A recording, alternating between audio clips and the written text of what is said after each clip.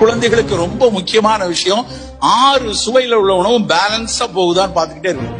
ஆனா நம்ம வீட்டுல குழந்தைகள் எடுத்து பாத்தீங்கன்னா 3 டேஸ்ட் தான் எல்லா குழந்தையும் சாப்பிடும். என்னதுன்னா இனிப்பு, உப்பு, புளிப்பு, காரம் 4.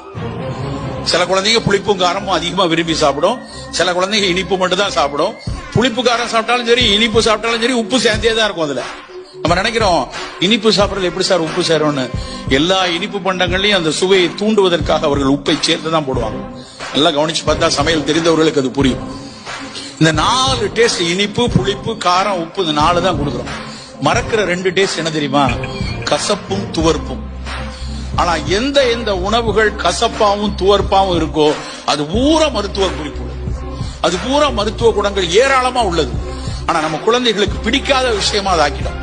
அவனுக்கு கசப்பெல்லாம் பிடிக்காதுங்க, பாகக்காய் வச்சு அவனுக்கு மட்டும் தனியா உருளைக்கிழங்கு கொஞ்சம் பொரிச்சு கொடுத்துருவோம், அப்படி நம்ம வீட்டுல செய்யறாங்க.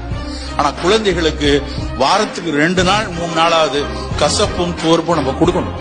கசப்பு எதுல? பாவக்காய், கருவேப்பிலை, வெந்தயம், ஏதாவது ஒண்ணு, சுண்டக்காய், ஏதாவது ஒண்ணு நம்ம சேர்த்து கொண்டே இருக்கும். துவர்ப்புனா வாழைப்பூ, வாழைத்தண்டு, கடுக்கா, நெல்லிக்காய் எல்லாம் துவர்ப்புத்தன்மை உள்ளது.